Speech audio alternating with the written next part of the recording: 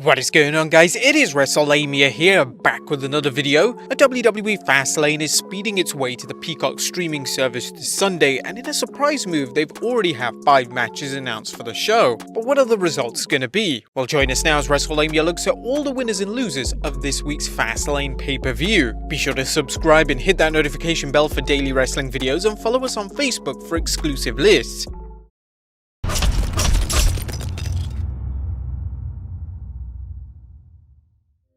Now let's start off with the Women's Tag Team Championship match as champions Nia Jax and Shayna Baszler take on Sasha Banks and Bianca Belair. Now obviously the WWE thought that this match was so good that they've booked it again for the Fastlane pay-per-view. However, they didn't realize that the first encounter Elimination Chamber was as forgettable as a match on main event. Ideally, the WWE would have sown the seeds for animosity between SmackDown Women's Champion Sasha Banks and #1 contender Bianca Belair that night, perhaps leading to a rift on a later episode of SmackDown. Instead, they're dragging things out, making the tag team titles as meaningless as ever and depriving an established team the chance to compete for the gold. Now we're hoping that if nothing else, this meaningless match will be a good exhibition, as much as can be expected with Nia Jax working. But look for Nia Jax's new love interest Reginald to interfere, helping the champions to retain, as Banks and Belair's loss drives an even bigger wedge between them. Our prediction: Nia Jax and Shayna Baszler retain.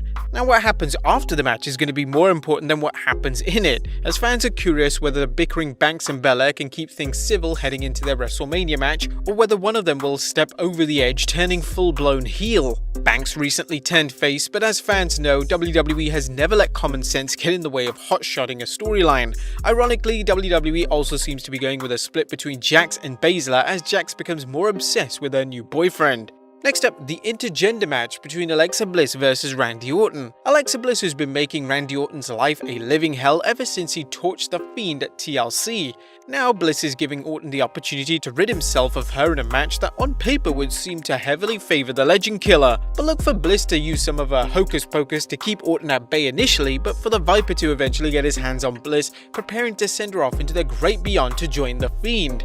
And naturally, this will be the Fiend's cue to return after months off television, as WWE sets things up for a showdown between the two at WrestleMania. The Bliss-Orton match could actually be fun depending on what type of special effects they use for Bliss and the Fiend, and there's also the curiosity over whether the Fiend will have a new look when he returns. What this could be is anyone's guess, but you can be sure the WWE is doing it with the goal of selling even more Fiend merchandise. This one is going to be all about spectacle, which is exactly what fans expect when they watch Alexa Bliss and the Fiend.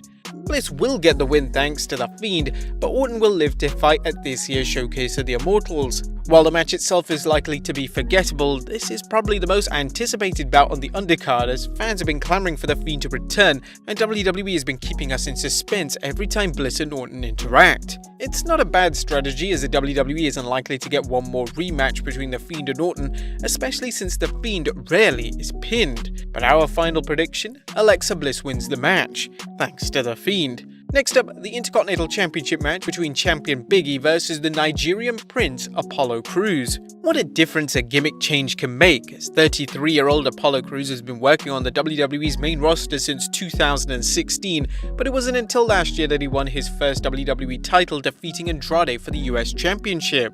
Crews blends power moves, mat wrestling moves, and high-flying moves into an exciting style, yet he's been hampered by the lack of a certain X-factor. But not anymore, as he recently turned heel and adopted a man who is in touch with his ancestry and has created an engaging character who is both talented and vicious. Crews is the ideal opponent for Big E, as both men complement each other's styles and they provide a clash of personalities, with Crews being violent and selfish while Big E continues to preach the power of positivity.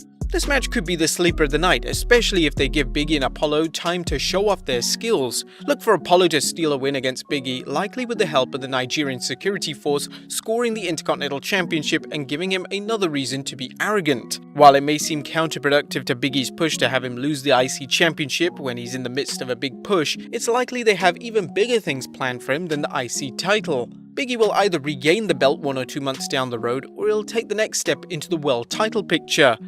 While Big E may not win the World Championship just yet, he's going to compete for it and come close. As for Crews, an Intercontinental Championship reign by a versatile heel is just what SmackDown needs, along with a good test of whether Crews can deliver as an uppercard performer. Our final prediction: Apollo Crews wins the Intercontinental Championship. Next up, Drew McIntyre vs Sheamus.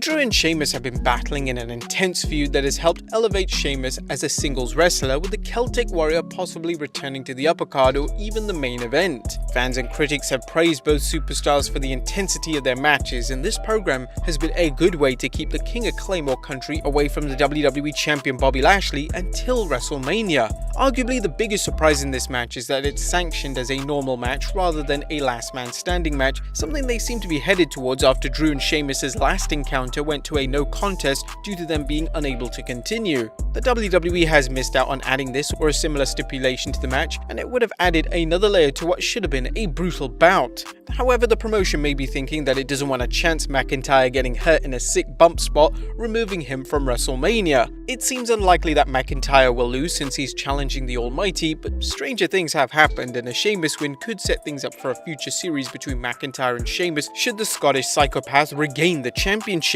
Expect to see Sheamus put on a strong showing, but Drew will ultimately prevail, and with any luck, he'll be able to mend his friendship with Sheamus. As Sheamus has been a heel for too long, and they could use a wrestler like him on a babyface side. One way to do so would be to have Bobby Lashley run in for a post-match attack on McIntyre, with Sheamus fighting him off. At the same time, they could also keep Sheamus heel by having him walk away while Lashley puts the boots to McIntyre. But our final prediction, Drew McIntyre wins the match. Next up, Braun vs Shane McMahon. Now, this match was originally scheduled for Fastlane, but it's been taken off the card, which is actually a good move as it's hard to imagine a lengthy series between the Monster Among Men and Shane O'Mac.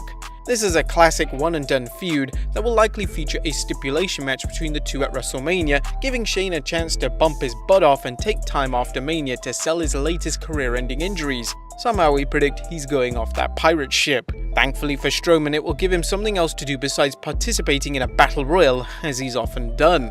And finally, the main event, the Universal Championship match between champion Roman Reigns versus Daniel Bryan with a mystery special enforcer.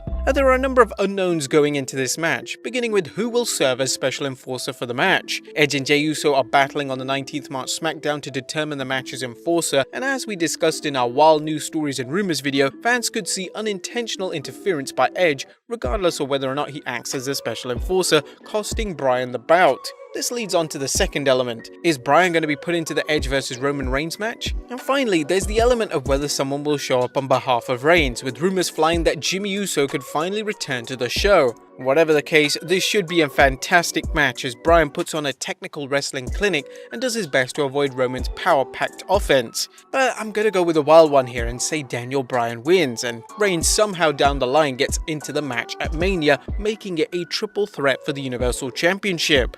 Our final prediction, Daniel Bryan wins the Universal Championship. But there you have it folks, the winners and losers of the Fastlane pay-per-view. What do you guys think of our predictions? Let us know in the comments down below, and I'll see you next time with some more wrestling content.